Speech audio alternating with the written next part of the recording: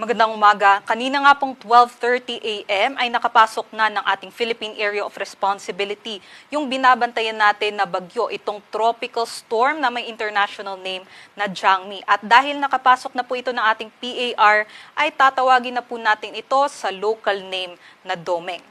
Si Bagyong Domeng po ay huli po nating namataan sa layong 1,345 kilometers sa silangan ng southeastern Luzon. Tropical storm category po ito, may taglay na hangin na aabot sa 75 kilometers per hour at pagbugso na aabot sa 90 kilometers per hour. Sa kasalukuyan nga, kumikilos po ito pa northwestward sa bilis na 20 kilometers per hour. Sa ngayon, hindi pa po ito direkta nakakaapekto sa ating bansa. Ngunit yung buntot lamang po nito o yung trough, ito po yung magdadala ng mga pag-ulan at makulimlim na panahon dito sa may Eastern Visayas maging sa may Caraga region. Aside naman po dito sa minomonitor natin na bagyo ay yung southwesterly wind flow o yung paunang ihip nitong habagat ay magdadala rin na maulap na panahon, kalat-kalat na mga pag-ulan, pagkulog at pagkidlat dito naman po sa may Palawan, maging sa may western sections ng Visayas and Mindanao. Asahan nga po natin yung katamtaman hanggang sa malalakas na mga pag-ulan dito po sa may western Visayas, Negros Island region, maging sa may Zamboanga Peninsula, Barm, Soc-Sargen, maging sa may Lanao del Norte. So doble ingat pa rin dahil posible po itong magdala ng mga pagbaha at pagguho ng lupa. Other parts of the country naman po, kahit may bagyo po tayo, magiging mainit pa rin at maalinsangan, lalong-lalo na po sa malaking bahagi naman ng Luzon. So meron pa rin po tayong matataas na heat index ngayong araw. Base naman po sa ating latest forecast track and intensity, ito pong si Bagyong Domeng, meron po siyang lawak na aabot po ng 800 kilometers. Ngunit malayo po ito sa ating mga kalupaan. Kung mapapansin nyo nga po, mababa yung tsansa na ito po'y mag-landfall. At sa nakikita natin, ito nga po'y magno-northwestward at magno-northward over the forecast period at mag-stay po siya dito sa may area ng Philippine Sea.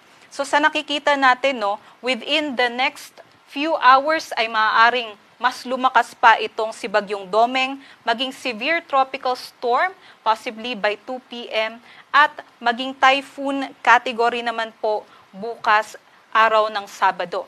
Nakikita din po natin na hanggang typhoon category lamang po ito habang binabaybay ang Philippine Sea at pagsapit naman po ng Sunday ay north-northward o northward patungo naman po sa may Japan area. Makakalabas po ito ng ating Philippine Area of Responsibility possibly po by Monday. Ngunit kahit malayo po ito sa ating mga kalupaan, ay maaari po itong magdala ng mga pabugso-bugsong hangin at meron din po itong epekto sa ating mga karagatan. So expect po natin dito sa may eastern seaboard ay magkakaroon po tayo ng mga masungit na panahon and also yung matataas na mga pag-alon. So possibly magkaroon din po tayo ng coastal gale warning dito po sa may extreme northern Luzon over the weekend. At aside po dyan, may indirect effect din po ito sa ating panahon sa susunod na 4 na araw. So ano nga pong direct or indirect effect nito sa ating panahon? Maaari pong ma-enhance o mapalakas nito yung southwesterly wind flow o kumbaga kanya pong possibly po magkaroon ng mga pag-ulan dulot nitong paunang ihip ng habagat. So possibly tomorrow ay magkaroon pa rin po ng epekto yung southwesterly wind flow dito sa may Palawan and western sections of Visayas and Mindanao. But starting Sunday hanggang sa Tuesday ay meron ng enhancement o kumbaga kanya nga pong hihilahin yung hangin patungo dito sa ating landmass dahil malakas nga po ito na bagyo. So dahil sa paghila nitong bagyo sa ating southwesterly wind flow, maaaring makaranas ng katamtaman hanggang sa malalakas na mga pag-ulan yung mga kababayan natin dito sa kanlurang bahagi ng ating bansa. Nakikita nga po natin, no, even dito sa may Luzon area, sa may Metro Manila even ay makakaranas po tayo ng mga malawakang mga pag-ulan, especially by Monday and Tuesday. So sana paghandaan po natin ito kung meron po tayong kailangan ayusin sa ating mga bahay, yung mga gutter natin o mga bubong na merong mga sira, ay i-take na po natin itong chance na ito ngayon para po ay ayusin na po natin yung ating mga kabahayan.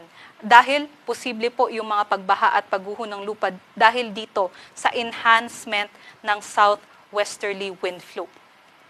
Para naman po sa ating pagsimula ng ating rainy season o yung ating habagat, no, nakikita natin within the next few days, possibly by first week of June, ay magdeklara na tayo ng simula ng ating habagat.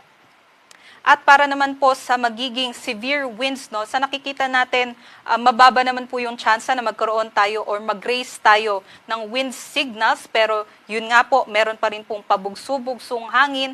Simula bukas, meron na po sa malaking bahagi ng Visayas and also sa may parts din po ng Luzon and Mindanao. And also dito rin po sa Sunday, no, especially sa may extreme northern Luzon area, ay malalakas po yung ating mga hangin dyan.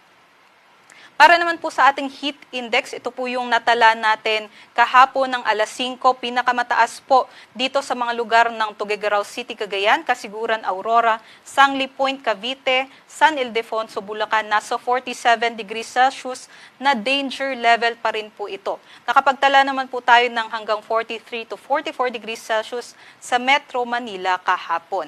At magpapatuloy pa rin nga ang mainit at malinsang panahon ngayong araw sa malaking bahagi ng Luzon. So expected pa rin po natin hanggang danger level na heat index dito sa Metro Manila 43 to 44 degrees Celsius pa rin at 47 degrees Celsius pa rin po sa may Kasiguran, Aurora, maging sa may Sangli Point, Cavite. So yung heat index po ay pinagsamang epekto ng init ng hangin and also yung halumigmig. So, kung meron po tayong danger level na heat index, ay maaari po itong magdulot ng heat exhaustion, heat cramps, and in worst case scenarios, yung heat stroke. So, delikado, magdala pa rin po tayo ng payong kung lalabas po tayo at stay hydrated po tayong lahat. Sa ngayon, wala naman po tayong nakataas na gale warning sa ating mga seaports. At yun lamang po ang latest mula dito sa Pag-asa. Next update po natin dito kay Bagyong Domeng ay mamayang 11 a.m. Maraming salamat at magandang umaga.